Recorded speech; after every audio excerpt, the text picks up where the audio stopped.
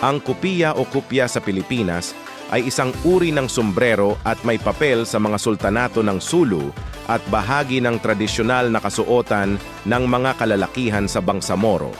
Ito ay bahagi ng tradisyonal na kasuotan ng mga Pilipinong Muslim. Ang kupiya ay isinusuot ng mga Muslim na kalalakihan bilang formal na takip sa ulo para sa pagdarasal at para sa mga relihiyoso at sosyal na okasyon. Sa panahon ng pagdarasal at iba pang relihiyosong aktibidad, ang kupiya ay nagsisilbing tanda ng respeto at paggalang sa kanilang pananampalataya. Bukod dito, ang pagsusuot ng kopya sa araw-araw na buhay ay nagpapakita rin ng pagkakakilanlan bilang bahagi ng komunidad ng mga Muslim sa Bangsamoro. Sa ibang bansa tulad ng Brunei, Indonesia, Malaysia at Singapore, ang kupiya ay tinatawag na songkok o pesi.